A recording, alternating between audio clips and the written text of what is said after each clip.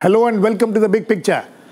Finance Minister Arun Jaitley's first full-fledged budget, of which there were a lot of expectations, has received a mixed reaction. The Finance Minister, according to some, has been pragmatic and set out some long-term vision, while his critics feel otherwise. While the budget is dubbed by critics as being pro-corporate, the corporates don't seem to be too excited. However, the Finance Minister's focus on infrastructure and a series of programs aimed at boosting agricultural growth is being hailed in some sections. At the end of the day, how does this budget live up to the promises made by the government, and how will it politically benefit or not benefit the party in government? Is this a budget which will keep the people who gave the BJP an unprecedented single-party majority happy? This is a question which surely the BJP will be asking itself. We will discuss the political signals coming out of this budget and how it would be read by different sections of the people in the country. To discuss this, I have with me an interesting panel of guests. N.K. Singh, former MP and member Planning Commission and presently member of the BJP, will be on the phone line for some time, and Rajiv Gowda, Congress MP in the Rajya Sabha, Nilotpal Basu, Central Committee member of the CPIM, and Professor Surjit Majumdar of the Center for Economic Studies and Planning at the JNU. Welcome to all of you. Mr. N.K. Singh. Mr. N.K. Singh, you think that this budget has fulfilled some of the promises which the BJP had made to the electorate and which the government has been making since the last 9 months that it has been in office? I think substantially fulfilled in multiple ways in terms of a package of measures, both which will trigger green shoots of investment, which will give a big fillip to infrastructure, which will give a big fillip to improving the disposable income with middle class, in terms of what it will do for agriculture, in terms of what it will do in terms of better banking practices by appointing people who have domain knowledge, redefining the relationship between Reserve Bank and the Ministry of Finance, for the first time taking on an inflation target of 6% and thereby giving a clear roadmap in terms of monetary policy. So in multiple ways, by a combination of fiscal and monetary policies and combining growth with fiscal rectitude, he has adhered to 4.1%, the fiscal target. No doubt he has accepted the view in terms of a cyclically adjusted fiscal consolidation map that he has accepted a 3% by one more year, next year going on to 3.9%, which is, I think, quite credible because this is a 3-year roadmap of achieving the target. So combining fiscal consolidation with rationalization of expenditure, rationalization and better targeting of subsidies, rationalization of taxes in terms of dropping the idea of a DTC, postponing GAR, giving greater credibility in terms of government's taxation policies and stable tax regime. So I think by a combination of measures which go beyond India Inc., which covers India as a whole, I think that has substantially will lead India to the projections made in the economic survey of reaching 8.1 to 8.5%, notwithstanding the base revision, because it really means adding 1.5% growth, whatever statistics you take, is now quite credible for India to reach a double-digit growth rate. And this will, of course, lead to multiplier factors in terms of job creation by increased public outlay, which is also supported by innovative financing mechanism, not really relying only on gross budgetary support, but in terms of being able to leverage assets, like, for instance, for the roads, by leveraging the collection of toll taxes to be able to contract market debt by securitizing those toll collection assets. Similarly, innovative ways of looking at the financing of the ambitious railway program. It has combined the virtues of innovative financing, public outlays to improve quality of infrastructure. So I think all round, this budget has substantially fulfilled. And last but not the least, in terms of fulfilling the commitment to bring black money back to India, I think it's the first time that very decisive steps are being taken, which will disincentivize people in keeping stashed black money. Okay, I mean, that's a very elaborate statement which you have made. I'm sure the Finance Minister himself will be very happy at the elaborate nature of your statement. Rajiv Gowda, Rajiv Gowda, as far as N.K. Singh is concerned, it's a very welcome budget. You know, it has all the ingredients which were necessary, the promises which the government had made. How do you look at it?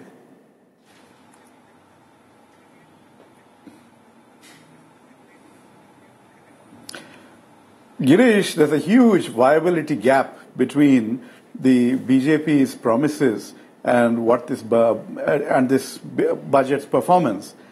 Essentially, the BJP has failed us on multiple fronts. This was a fantastic opportunity for Jaitley to go out there and deliver. You know, you had the economic survey pointing out that, you know, inflation is low, foreign exchange reserves are high, monsoon is expected to be good, all kinds of favorable factors. And at a time like that, you find a budget which really fails on multiple fronts. So let me also elaborate. First, you think about who is really affected by this budget. They have increased service tax, so that's an indirect tax that they increase, which has a regressive impact on the entire economy, and in fact will have an inflationary impact because services constitute about 60% of GDP. You have all kinds of abuses heard by Mr. Modi at programs like MNREGA by people on the BJP side all these years when we reached out and provided a social safety net, and today you see them doing a U-turn and trying to introduce something on those fronts. You have, and by the way, should not that be is something that I'm happy with that they're doing, that they are focusing on the Jan Dhan Yojana, which is our financial inclusion, with a new name. With a new name, you have, they're using Aadhaar, they're using direct benefit transfer. All those things are good things that we had initiated, and I'm happy to see them continuing that. But what happened? What happened to, with the railway minister, you can ask what happened to bullet trains. With the finance minister, you can ask what happened to smart cities. And overall, to the NDA government, you can ask what happened to Achhe Din. Okay. Mr. N.K. Singh, before I come to the guest in the studio, one quick point. As far as the service tax is concerned, this seems to have taken the entire middle class. You seem to have annoyed the entire middle class with this. Where was the need for hiking the service tax from 12.6 to 14%? But if you would care to read the paragraph in which Mr. Jaitley has outlined the benefits which have accrued to the middle class, the overall benefit to the middle class, which he lists out in great detail in the budget, suggests that 1.25 lakhs per annum will be the benefit to the middle class individually. So I think that is not small. If you look at the budget as a whole, do not disaggregate it in micro components. But for the middle class, it has done a credible job in enhancing the disposable income with every middle class, and that, I believe... No, but you're not answering my question. But on the service tax, clearly, he was under enormous fiscal pressure. He has achieved the impossible target of 4.1% GDP in fiscal target. He has accepted a 42% devolution to states, and the total devolution to states now is 62%. So I think that somewhere or the other, Mr. Jaitley cannot really play around in a magical way. Okay. He has to achieve fiscal consolidation. Okay, sir. He has to devolve to the states. And so clearly what he has done is a credible and an exceedingly imaginative balancing act. Okay. Nilotpal, I'm sure you have a lot of criticism about it, but let us focus on a few things because, there's so many things to be discussed here. One is, as far as this government is concerned, it has followed the 14th Finance Commission recommendations, and this huge amount of allocations which are going to devolution, which is going to go to the states. That seems to have reflected in the flagship schemes and some of the social sector schemes. So the responsibility is now being shifted to the states. Now the states will have to handle a lot of these schemes. You see, half-truth is more dangerous than full falsehood. Actually, what has happened, that the Finance Commission recommendation has actually capped the total net transfer to the states to 49%, which is less than 40, what... They're talking of 62% actually. 42% is what the Finance Commission... That is what I'm coming to. Are you challenging that 62% total? Yes, absolutely, Yes. because the net transfer to the states, if you take the plan support, grants, and also money for the centrally sponsored scheme, and the amount which they are going to devolve, in totality it is less than 14-15. Actually, this is a very a crude hoax that they have played on the people of this country, while every time vouching for cooperative federalism, actually there is no such transfer what they are talking about. Yes, 42% is... Only positive thing about that is that it will be untied and the states will have some autonomy. Right. But overall, the net transfer is negative as compared to 14-15. Okay, but what about Mr. N.K. Singh's claim that the finance minister, as far as is concerned, he has set out a path for, consolidation, fiscal consolidation. I must ask my good friend, Mr. N.K. Singh, I was a little curious. Because if wishes were horses, he should have sped faster. Because in any case, most of these figures are a figment of the finance minister's imagination. I will come to just one single figure and ask Mr. N.K. Singh that what is the basis for assumption. You see, revenue earnings, and finance minister has repeatedly referred to the revenue buoyancy which he will ride to take the economy to the pink of its health. Now, as compared to the budget estimates of last year, the revenue, actual revenue which is given has come down. Therefore, he has now projected a budget estimate of revenue earnings, which is less than the revised what was estimate budgeted last year. So, right. so where is the money coming from? Okay. Now, I will just supplement this question with another question. That you see the government's capital expenditure projection of 1,40,000 crores. Out of that, 50% will come from selling really family jewels. 70,000 is coming from. So where is the money coming from? Right. And in spite of this bleak situation, they have showered the corporates and the top people in this country with the greatest amount of largesse in terms of bringing down direct taxes, in terms of pronouncing an intention of reducing the corporate tax, in terms of abolishing the wealth tax. So this is an absolutely pro-rich, pro-corporate budget. Okay, we are now joined in of our people, and for maintaining that one single point obsession that fiscal deficit has to be brought down. Okay, we are now joined in by Professor Anand Kumar of the Aam Aadmi Party. Welcome, sir.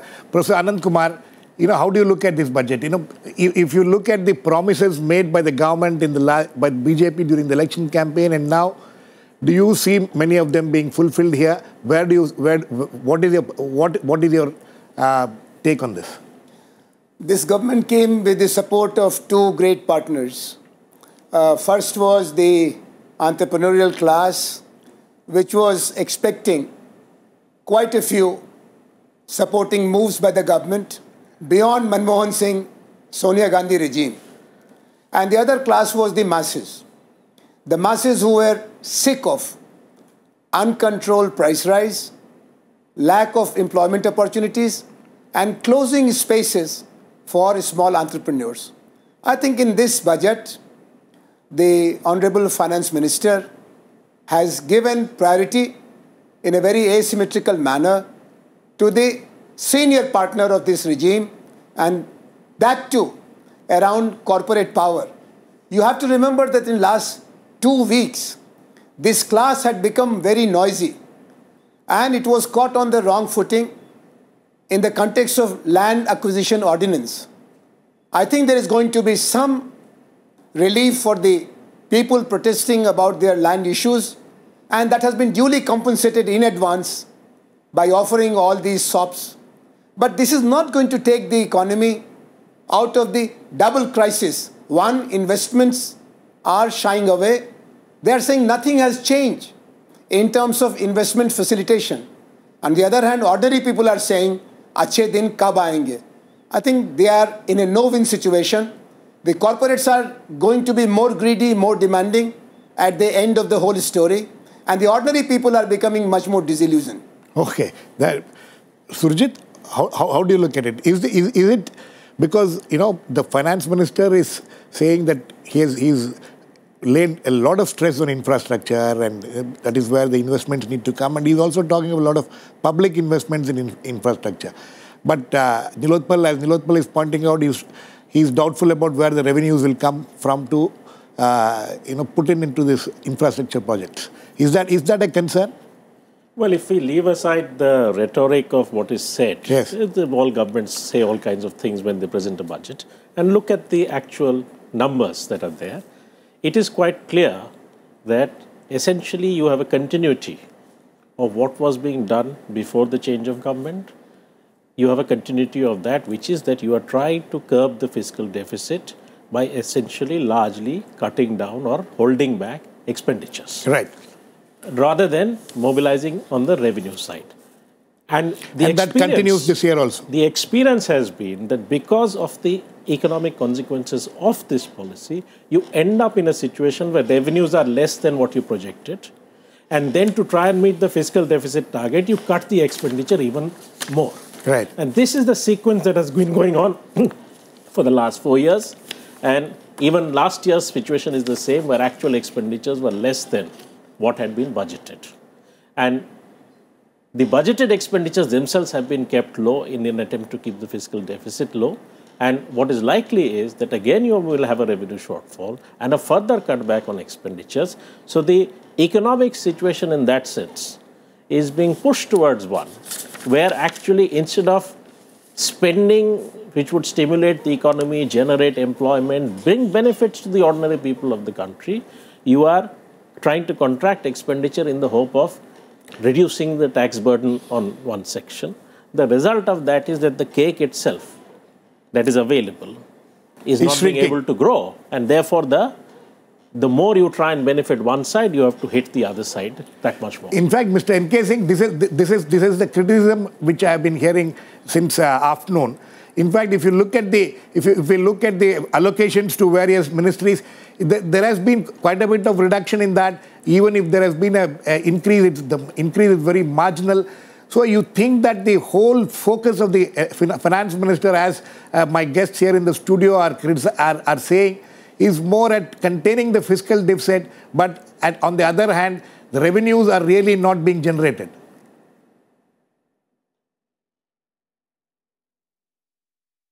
I think we have lost the audio of Mr. N.K. Singh. Rajiv Gowda, are you there? Okay, Rajiv.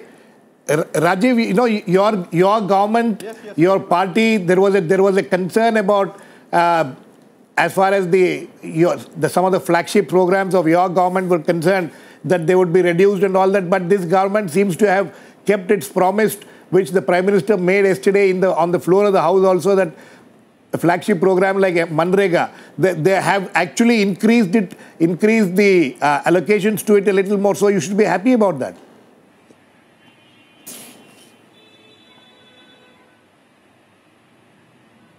Well, I'm glad that this government has finally found a heart and that it is paying attention to the poorest of the poor. However, they've also taxed the poor indirectly through the service tax increase and the inflationary impact of that. Now, everything that this finance minister does comes with a catch. He says, if there is tax buoyancy, I will give 5,000 crore more to Manrega. Okay. Then he says, if next year I'll meet the deficit target, now next year I'll do corporate tax cut. Everything is pushed, kalana, as they say, next year we'll deal with it later.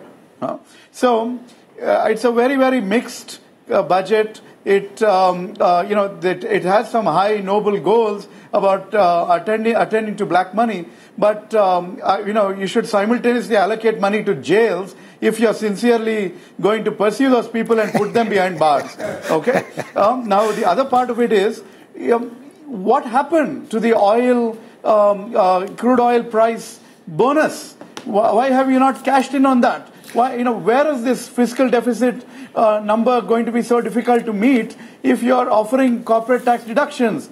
For all the corporate money that was invested in this government's election this party's election campaign, it looks like now you're going to give them the money back through a reduction in corporate taxes. The amount of money that is required for various other things, the recapitalization of banks, that was so vital to the economy, and for that there is nothing. And how are you going to build an economy, Girish, at a time like this when you had all the factors favorable to you? You let us down so badly.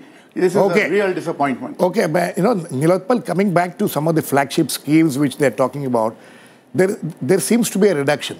For instance, I'll tell you, Sarva Shiksha Abhiyan 2014-15, 28,000 crores has now been reduced to 22,000.